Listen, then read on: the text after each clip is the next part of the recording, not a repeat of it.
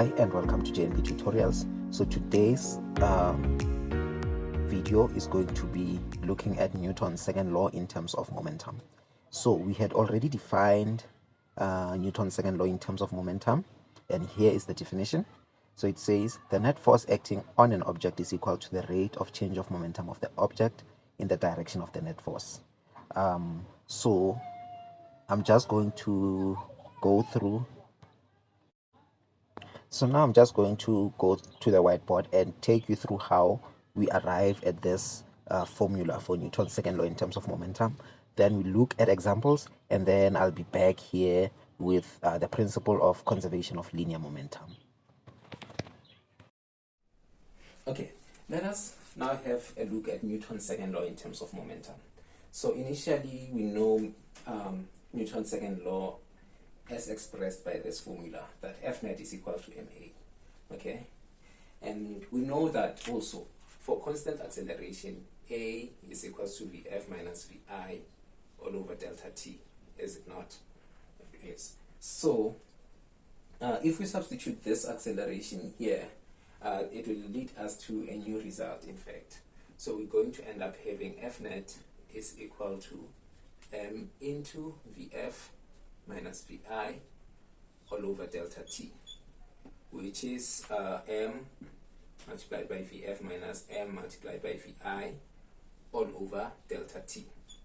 So this leads us to expressing the net force as delta P over delta T, because as you can see, this is change in momentum.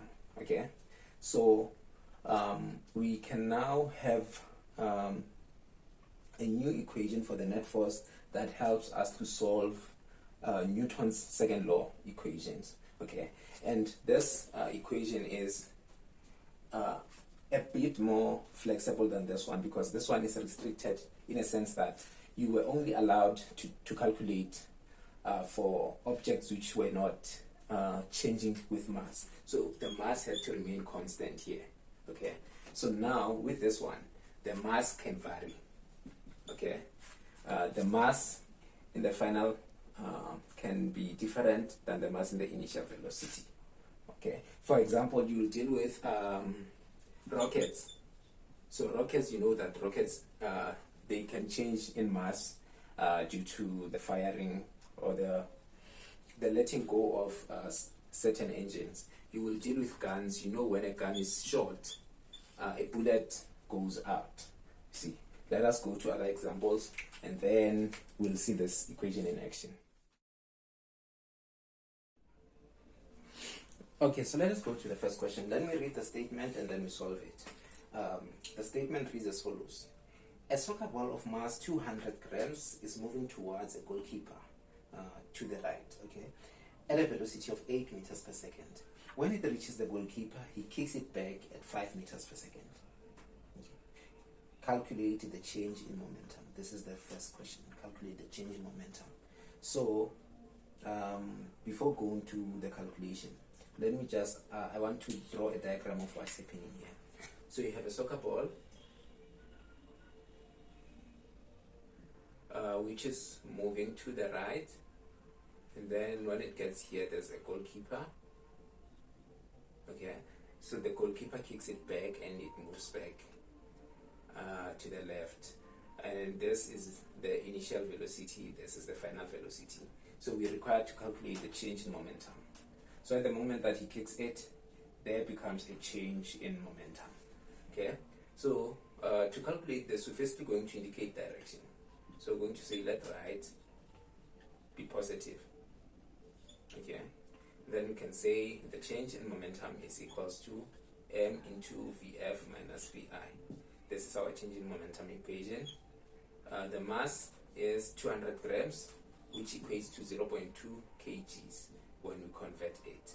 And then the final velocity is this one, which is to the left, therefore is going to be a negative. So it's going to be negative 5 minus this one, V initial is to the right, which means it's positive. So it's positive 8. So you're going to have 0.2 into minus 13. So you get negative 2,6 kg meters per second. And then this negative, to remove it, we need to indicate the direction. We just have to show the magnitude, and then in place of the negative, we put a direction associated with the negative.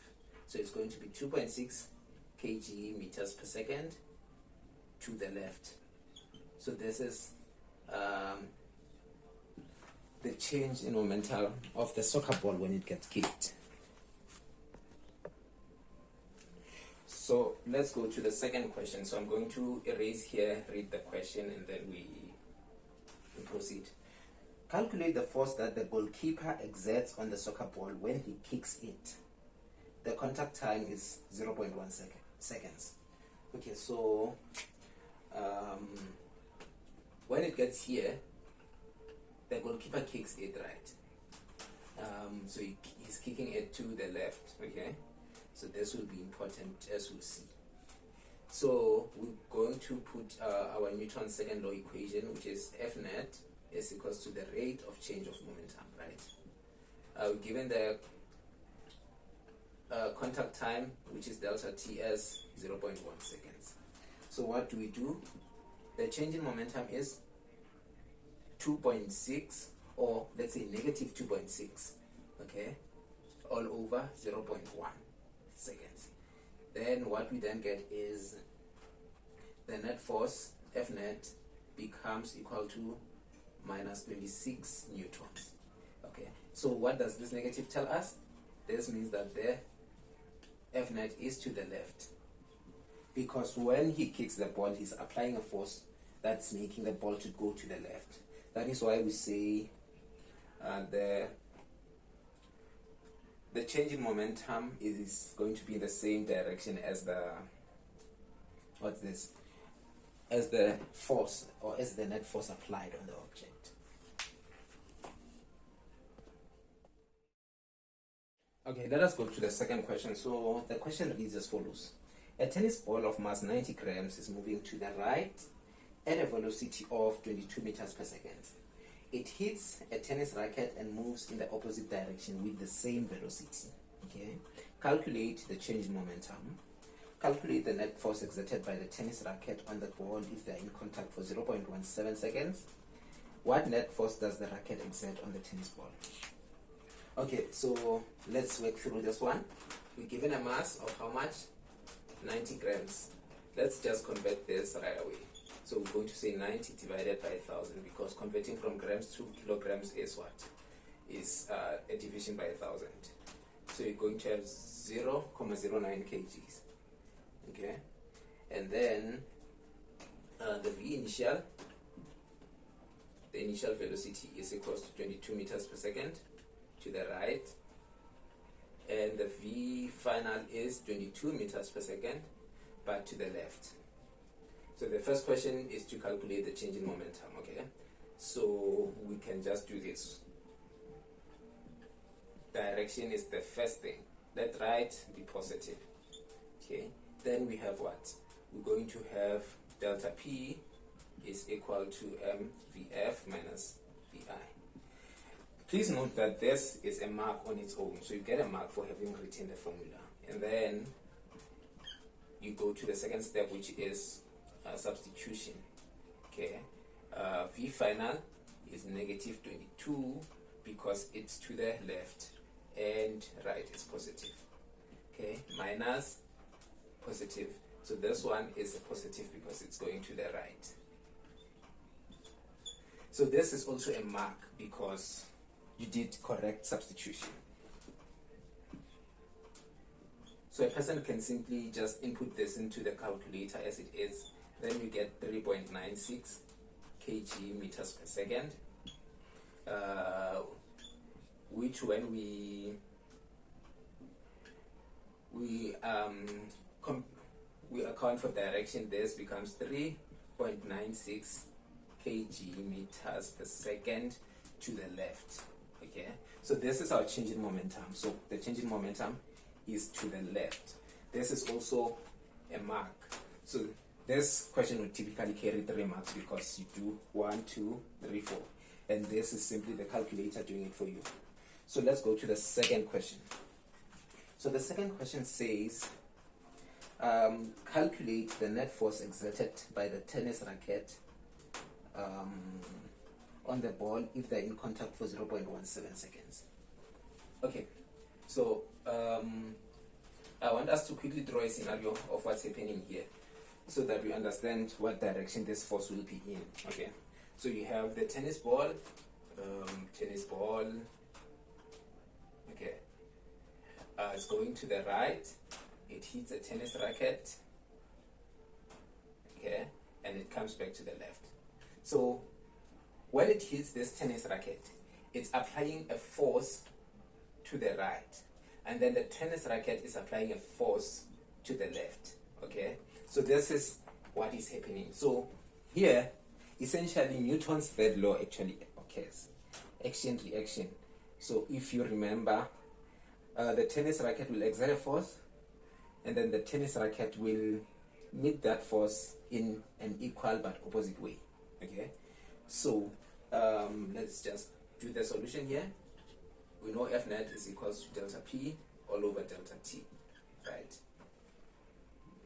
And then from here, we know that the change in momentum is 3.96 or negative 3.96, okay? Because it's to the left, the change in momentum. And then the delta T is given to us as 0.17 seconds. So we have 0.17 seconds. Therefore, we have a net force, let me write it here, net force equaling to 23.29 newtons. So it's going to be negative, right? But let me just remove this negative and just say to the left. So the tennis racket exerts a force that is to the left on the tennis ball. That's why the tennis ball then moves to the left, okay? And then the third question says, what net force does the tennis ball exert on the tennis racket? What net force does the tennis ball exert on the racket? So, because of Newton's third law, we're going to say the net force exerted by the tennis ball is going to be equal to 23.29 newtons, but in this case to the right.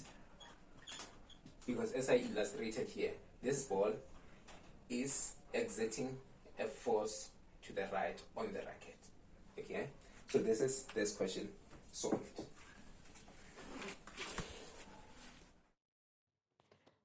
Okay, let us now go on to the principle of conservation of momentum, or linear momentum as others would say. So we're just going to define this, and then we'll cover examples in the next video. So important terms or definitions that we need to understand are as follows. We need to know what a system is, because we are going to be isolating, or we're going to be looking at a system. So we're going to isolate a system and look at it when we're covering this principle.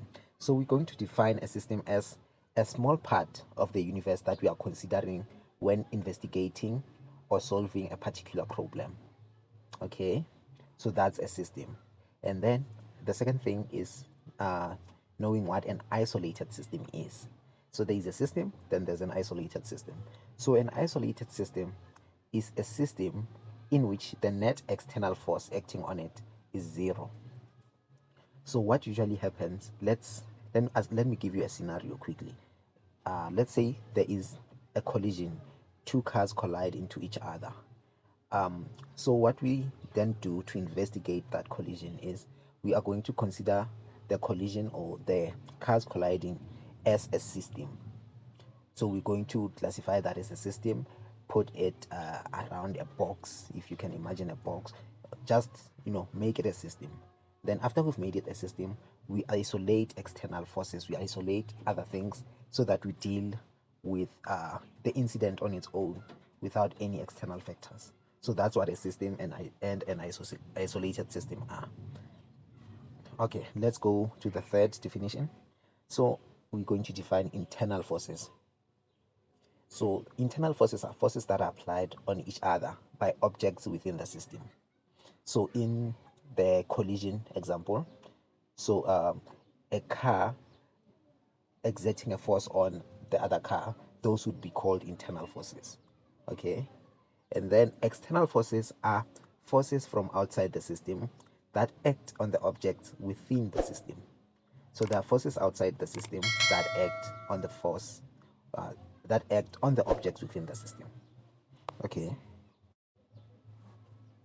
So, okay, let's define the principle itself. So the principle of conservation of linear momentum, its definition is as follows. The total linear momentum of an isolated system remains constant. So what this essentially means is that the momentum doesn't get altered. Okay, say an accident occurs between two vehicles and the velocities of the vehicles are changed in a way.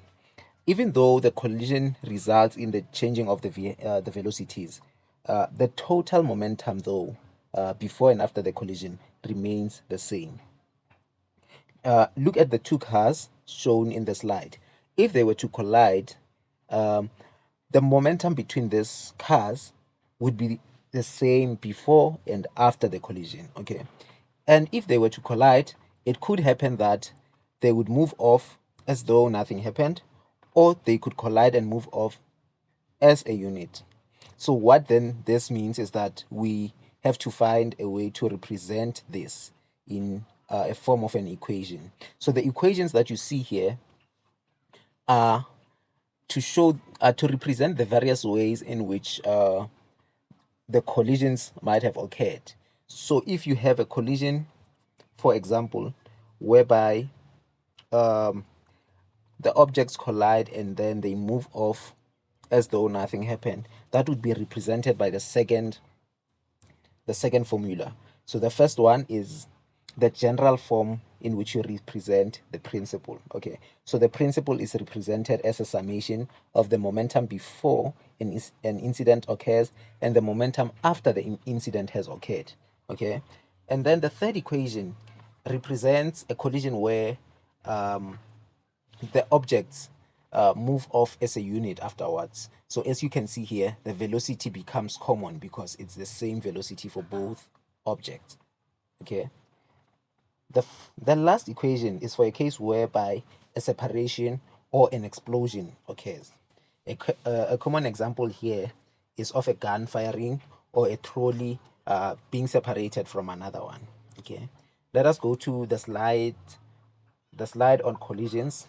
Then we start with collisions.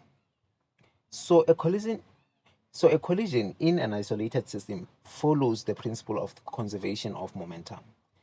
And here are the different outcomes that a collision can actually follow. An object can collide with another and move away, or they could collide and move as a unit, or they can be initially joined and then they separate. It is important that each and every type of case, you know which formula you should apply.